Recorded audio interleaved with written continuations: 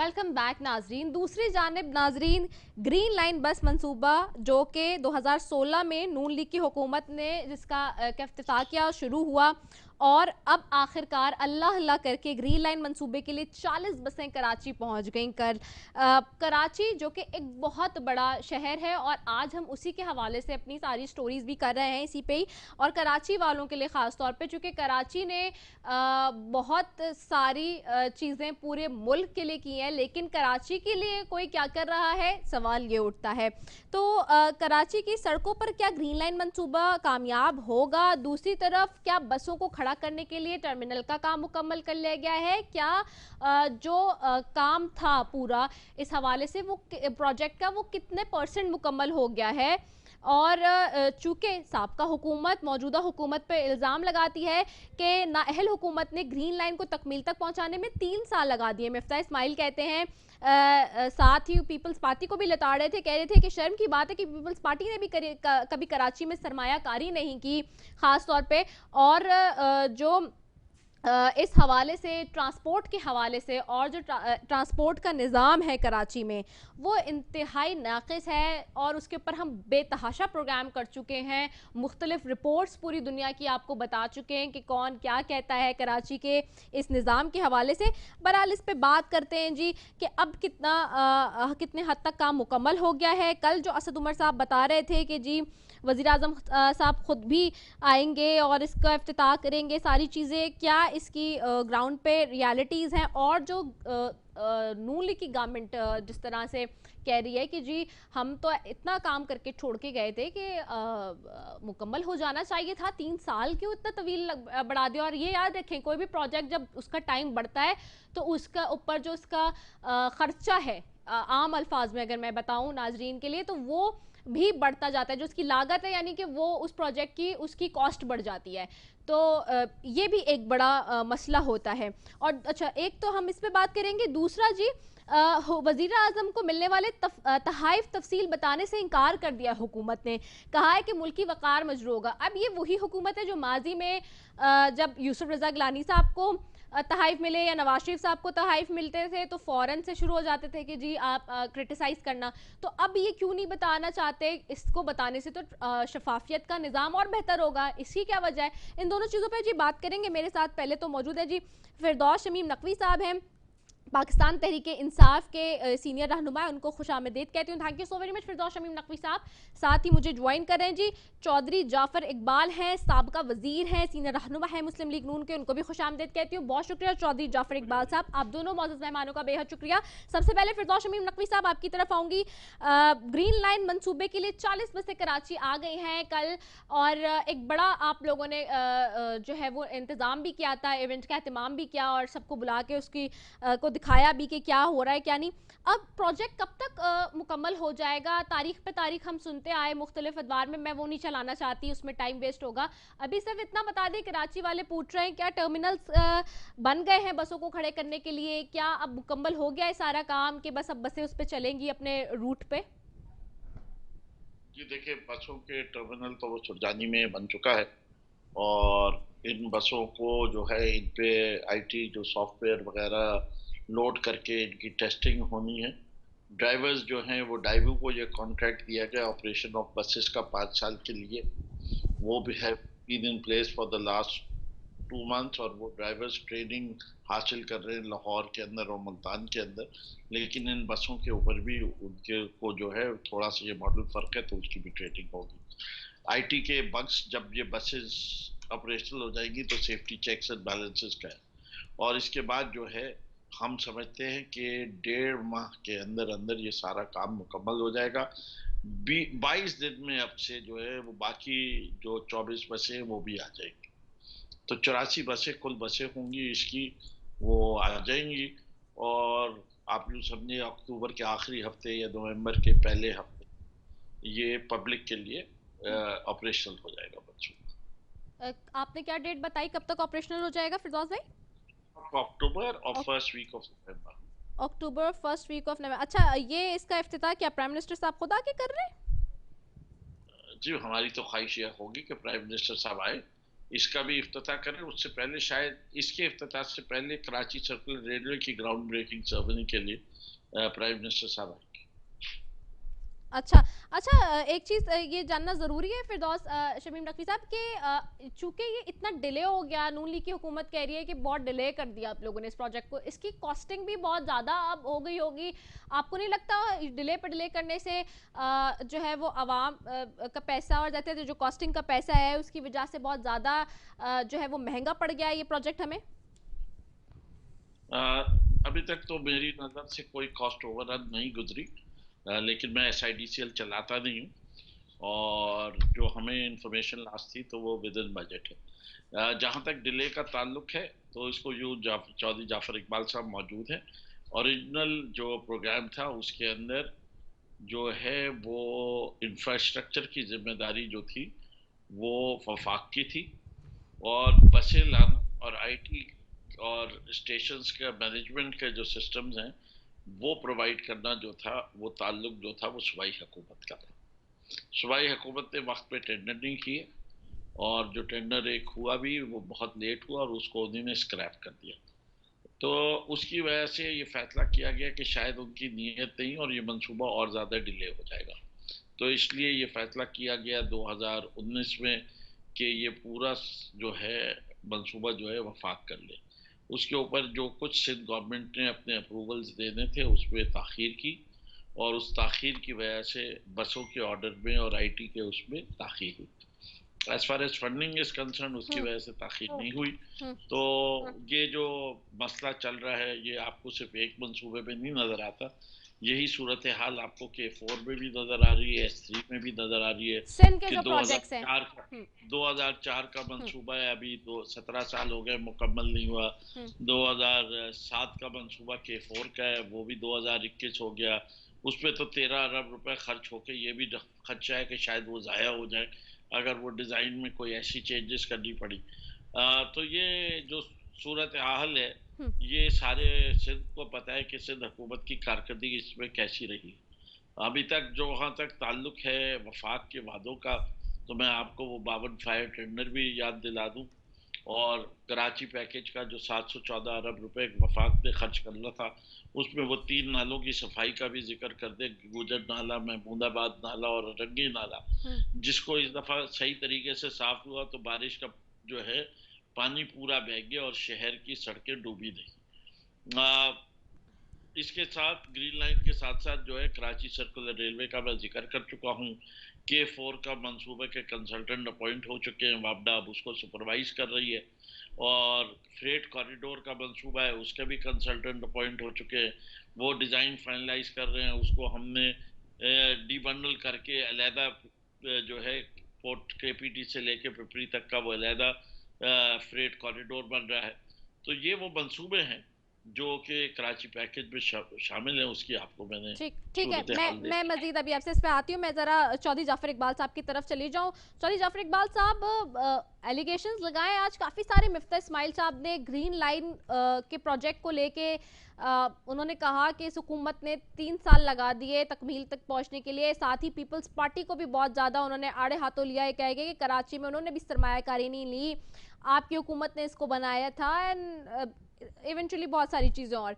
तो ये अब जो जिस तरह से फिरदौस शमीम नकवी साहब बता रहे हैं, जो हडल्स थे, जो कि मुआहदा तय पाया था कि जी फेडरल ने कुछ जिम्मेदारियां उठानी है, सूबे ने कुछ करनी है, जिसकी वजह से वो ये कह रहे हैं कि जी डिले हुआ और हमने फिर डिसाइड किया कि इसको हम ही कंप्लीट करें। सो आपको तो उनको क्रेडिट देना चाहिए था कि वो जो मुआहदा था वो सिंध गवर्नमेंट ने पूरा नहीं किया और अब फेडरल ही उसको लेके चल रहा है। आप लोग तो नाखुश नजर आ रहे हैं।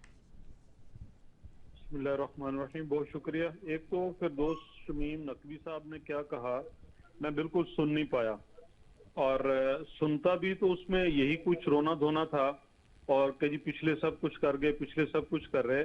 हम तो उनसे गुजारिश सिर्फ ये कर रहे हैं कि आपने 3 साल के अंदर जो तीर मारे हैं वो हमें बता दें। अब अगर एक वजीर आजम एक सूबे के वजीर आला के साथ और एक वफाकी हुकूमत एक सूबे के जो है हुकूमत के साथ कोऑर्डिनेशन नहीं बना सकती, तो क्या उसमें नवाज शरीफ और शहबाज शरीफ का कसूर है? क्या वो भी मरियम नवाज और हमजा शहबाज ने उन्हें रोका है या मना किया है? और फिर सिर्फ एक ये मसला नहीं ग्रीन लाइन का और कराची के इस प्रोजेक्ट का, इनसे यही पूछ लेते हैं कि वो जो 1000 अरब जिसका जनाब इमरान खान साहब 1 साल पहले पिछले साल बरसात में ऐलान करके आए थे, वो कराची को कितना पहुंचा। फिर इनसे ये पूछ लेते हैं कि पोर्ट कासिम और कराची पोर्ट 2 बड़ी बंदरगाहें हैं जो डायरेक्ट फेडरल टेरिटरी है और उसमें कोई किसी सूबाई मुआहदे के ये पाबंद नहीं, उसके ऊपर कितनी इन्वेस्टमेंट की।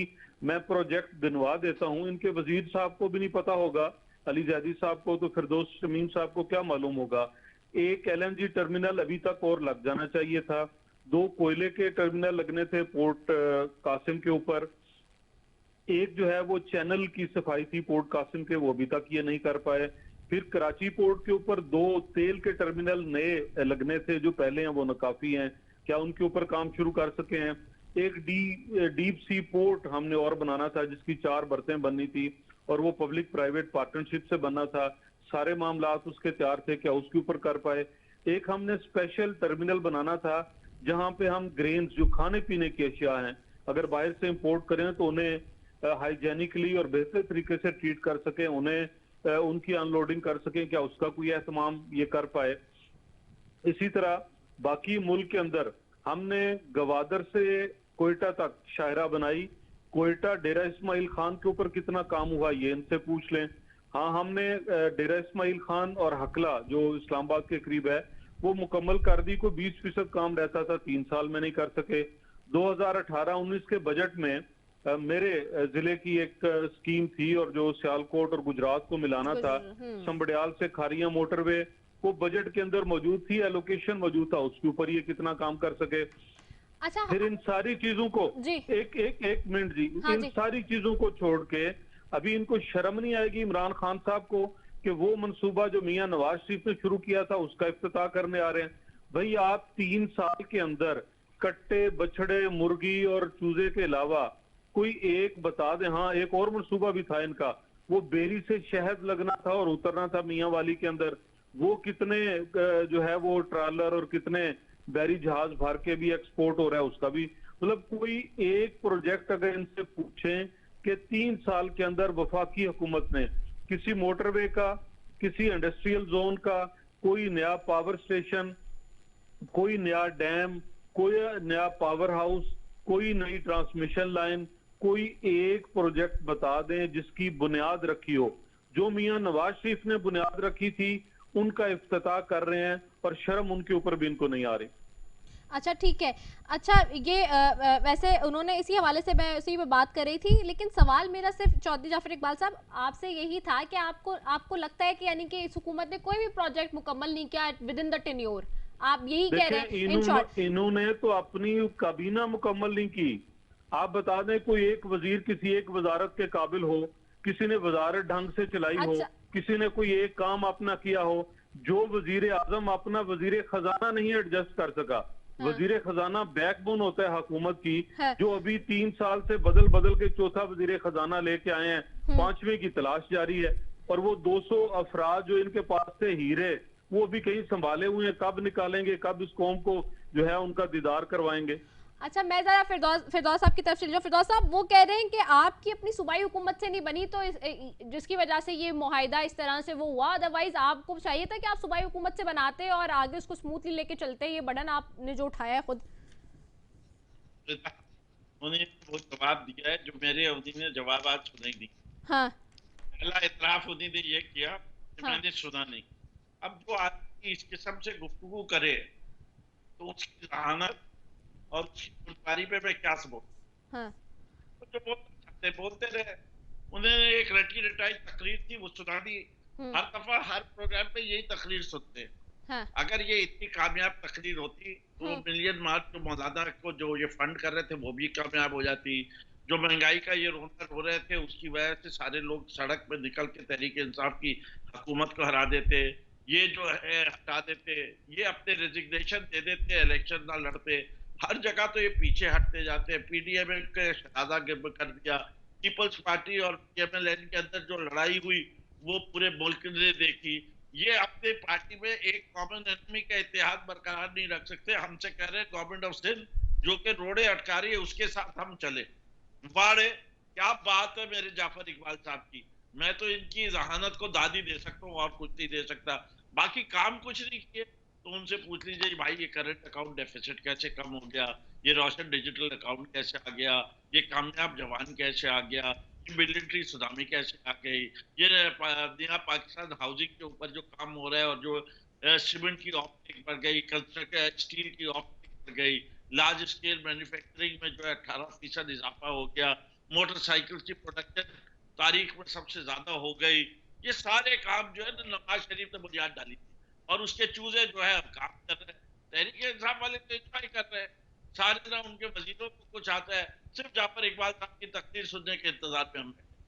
तो मुझे तो इसका कोई जवाब नहीं देना, अब आप खुद पैसा अच्छा हमारा एक फिरदौस साहब, अच्छा चले अब ये तो एक मौजू है ही है, दूसरे पे भी मैं आ जाऊँ क्योंकि टाइम कम है, मुझे दूसरी उस पे भी जाना है। मुझे ये भी बता दीजिएगा, अब जो एक नया पेंडोरा बॉक्स खुल गया इस हवाले से, माजी में आप लोग बहुत ज़्यादा क्रिटिसाइज करते आए, आप लोग कहते आए कि जी माजी की जो हुकूमतें बैरून ममालिक दौरे पे उनकी जो तहाइफ मिले, उनकी जो नीलामी के फैसले भी होते थे, जब क्रिटिसिज्म होती थी और सारी चीजें होती थी, उनको बताया जाता था प्रॉपर तरीके से। इस दफा क्यों वजीर आजम को मिलने वाले तहफ की तफसील छुपाई जा रही है? अच्छा, पहली चीज तो मैं पहले अपना जुमला मुकम्मल, आपकी मैं जो आवाज बात बीच में कट गई थी जी। जी मैं जो बात कहना चाह रहा था जी जी वो बुनियादी तौर पे ये है कि पहले मैं आपका जवाब देता हूँ, फिर उस पर भी आ जाता हूँ, फिर आप कहेंगे मैं शायद जवाब, ये कभी नहीं होना चाहिए कि जब वजीर आजम दौर में हो कि वो कोई तहाइफ अपने घर लेके जाए या उसको खरीदे, या बाकी जब उन लोगों का दौर खत्म हो जाए उसके बाद जो है वो बताए जा सकते हैं क्या तहाइफ मिले थे। इसे करंटली जब वो सिटिंग होता है तो फिर आगे पीछे जो एक्सचेंज ऑफ गिफ्ट होते हैं उसके अंदर मतलब और केवल कोई मौजूद, उससे सस्ता तोहफा दिया था इसलिए इन्हीं ने सस्ता तोहफा दे दिया हो, उससे इतना सस्ता दिया था तो पाकिस्तान की हुकूमत को महंगा देने की क्या जरूरत थी। इन सब चीजों से बचने के लिए ये कहलाता है अकलमंदी का तकाजा, और ये डिप्लोमेटिक नॉर्म्स में भी होता है। दुनिया के किसी मुल्क में नहीं है ये होना चाहिए कि पहले जो है जैसे ही तोहफा है उसका ऐलान कर दिया जाए, वो देने वाला ऐलान कर दे वो उसकी मर्जी, लेने वाले को कभी ऐलान नहीं करना चाहिए। तो ये तो हमारा ये, हम न लेके जाने वालों में ना हम चाहते कि कोई खरीदे, ये तोशे खाने में रहने चाहिए। तोशे खाने के जब ऑक्शन होगा वो उसका हो, और उसके अंदर हम तो, मैं तो समझता हूँ इमरान खान साहब कोई चीज नहीं खरीद के लेके जाएंगे। अच्छा ठीक है, मैं आपकी तरफ आती हूँ चौधरी जाफर इकबाल साहब। वो उन्होंने एक्सप्लेनेशन दे दी, आज बहुत पूरा दिन क्रिटिसाइज करती रही पीपल्स पार्टी और पीएमएलएन इस हवाले से कि जी हुकूमत ने तो माजी की हुकूमतों को बैरून ममालिक दौरों पर मिलने वाले तहफ की नीलामी का फैसला किया था, यहाँ तो बताया नहीं जा रहा। क्यों नहीं बताया जा रहा, वो एक्सप्लेन कर रही है गवर्नमेंट। कि मैं पहले फिरदौस साहब की पहली बात पे आ जाता हूँ कि करंट अकाउंट डेफिसिट कम हुआ है। भाई जब आप मुल्क के अंदर इंडस्ट्री नहीं लगा रहे, मशीनरी लेके नहीं आ रहे, कोई कारखाना नहीं लगा रहे, तो होगा। मोटरसाइकिलों की फरोख्त बहुत बढ़ गई। भाई आपने लोगों को गाड़ी खरीदने के लायक नहीं छोड़ा, गाड़ियों की मैन्युफैक्चरिंग कम होगी तो जाहिर बात है लोग मोटरसाइकिल और नकवी साहब जरा हौसला, फिरदौस तमीम नकवी साहब हौसला, हौसला जरा हौसला। फिर डस्का का इलेक्शन कौन हारा, कराची फैसल वार्डा की सीट कौन हारा, वजीराबाद का इलेक्शन कौन हारा, फिर वो परवेज खटक साहब के अपने हलके के नीचे जो एमपीए की सीट थी वो कौन हारा। ये इलेक्शन नहीं हुए क्या? अभी कैंट बोर्ड के इंतखाबात में इनकी क्या सूरत बनी, इनसे ये भी पूछ लीजिए। रावलपिंडी में, मरी में, टेक्सला में, अटक में, लाहौर में, मुल्तान में, जहां इनके बहुत जो है वो नामी गिरामी अहबाब रहते हैं, खुद पिशावर कैंट से पूछ लें, 1 के 2 सीटें मिली हैं। तो ये क्या है? ये क्या लोगों का अदम एतमाद नहीं है जनाब इमरान खान साहब के ऊपर? फिर इनका फरमाना है कि जी वो रोडे अटका रहे थे, तो मैंने पूछा भी ठीक है, आप वो जो 1000 अरब इमरान खान साहब ने डायरेक्ट कराची को देना था उसमें तो सिंध गवर्नमेंट नहीं ना शामिल, उसका बता दीजिए आपने क्या किया है। तो हमारी तकरीर बिल्कुल रटी रटाई है, हम ये करेंगे इसलिए कि आपने जितने वादे किए थे आपसे कोई एक पूरा नहीं हो सका। आपने गवर्नर हाउस की दीवारें गिरानी थी, आपने वजीर आजम हाउस को यूनिवर्सिटी बनाना था, आपने साइकिल पे जो है वजीर आजम हाउस जाना था, आपने उल्टा किया। गंदम मेरी पैदा की हुई, मैं किसान हूँ, एक जमींदार हूँ, वो आपने बाहर मुल्कों में सस्ते दामों बेच दी, आज आप तीसरा साल है महंगी खरीद रहे हैं। आपने चीनी मुल्क के अंदर पड़ी थी, वजीर आजम खुद चोर है, बाकी काबीना सारी चोर है, वो एक्सपोर्ट कर दी बाहर, पर आप मिलों वालों के पीछे भाग रहे हैं। भाई एक्सपोर्ट की इजाजत जिस बदबख्त ने दी, जिस काबीना ने दी, आप उससे सवाल पूछिए, उसको तो नैब बुलाता नहीं है, वो तो लाडला है नैब का। और जहां तक बात आपने तोशा खाना की तोशा खाना छोड़िए, इन्हें तो बनी गाला साकिब निसार ने कहा जाके रेगुलराइज करा लें। इनका फॉरेन फंडिंग केस, इनसे कोई नहीं पूछेगा। अलीमा बाजी की मनी ट्रेल, इनसे कोई नहीं पूछेगा। इनसे तो किसी बात का कोई हिसाब लेने को तैयार नहीं। वो कहते हैं बस ये लाडला है सो लाडला है और चल रहा है। अभी डस्का के इलेक्शन की धांधली की रिपोर्ट आने वाली है और इनसे ये इलेक्शन कमीशन के खिलाफ जो जुबान इनके वुज़रा इस्तेमाल कर रहे हैं, कोई और मुल्क का फर्द इस्तेमाल करता तो पता चलता। तो ये लाडले हैं, ये तो यही करेंगे, तोशा खाना की चीजें छुपाना और ना जाहिर करना। आज इन्हें नॉर्म्स याद आ जाएंगे, आज इन्हें रवायात याद आ जाएंगी, और ये सारी चीजें 2018 के बाद शुरू हुई हैं। उससे पहले रुपया गिरे वजीर आजम चोर, महंगाई हो वजीर आजम चोर, डाकू, टैक्स मतलब खा गए। अच्छा जाफर इकबाल साहब, आप हाजी साहिबान तशरीफ फरमा हैं, आपने टैक्स चोरी नहीं होने दिया, आपने मनी लॉन्ड्रिंग होने नहीं दी। जाफर इकबाल साहब, जितना पैसा मैंने बचा वाइंड है अप वो की तरफ निकाल जाना के है। खजाने से लगाइए जरा मुल्क के ऊपर। जी चौधरी जाफर इकबाल साहब, मैंने वाइंड अप की तरफ जाना है, बस सिर्फ जो इन्होंने उसके लिए रीजन पेश किया है कि जी आगे पीछे बात चाहे में गोइया होंगी, क्या ये फेयर इनफ है? बस सिर्फ इतना बता दें, फिर जो वाइंड अप पे जा रहे हैं। देखिए बहुत सारी बातें फेयर इनफ हैं। वजीर आजम नवाज शरीफ नहीं होता, वो इस मुल्क का वजीर आजम होता है। यूसुफ रजा गिलानी नहीं होता, ना आज इमरान खान है। वजीर आजम के ओहदे का भी एहतराम होना चाहिए, वजीर आजम हाउस का भी।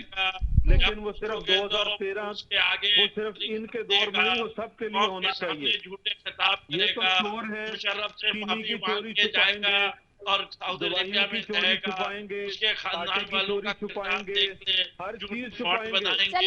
चले फिर वाइंड अप की तरफ जाना है। इनसे ये पूछ ले इनके सादिक और अमीन इमरान खान साहब के जराए आमदन क्या है, वो अपना घर कहाँ चौधरी जाफर इकबाल साहब और फिरदौस शमी नकवी साहब दोनों एक साथ बात करेंगे तो कुछ समझ नहीं आएगा, लेकिन जब वाइंड अप पे जाना है। बहुत शुक्रिया आप दोनों का, फिरदौस शमी नकवी साहब और चौधरी जाफर इकबाल साहब हमारे साथ मौजूद थे। नाजरीन, क्या माजी में रहते हुए सवाल उठाना कि तहाइफ क्या मिल रहे हैं, किसको क्यों मिल रहे हैं, कौन क्या कर रहा है, और फिर अपनी मौजूदा हुकूमत में होकर ये कहना कि जी अगर हम उसके बारे में बता देंगे तो फिर उस हवाले से चैमगोइयाँ होंगी और तरह तरह के सवाल उठेंगे। क्या ये दोनों मवाज़ने अगर किए जाएँ, बातों की जस्टिफिकेशंस बेहतर बनती है, ये आप बेहतर तरीके से समझते हैं। इसी के साथ जी अपनी मेज़बान रज़ा से फ़िक्र दीजिए इजाज़त। पाकिस्तान जिंदाबाद।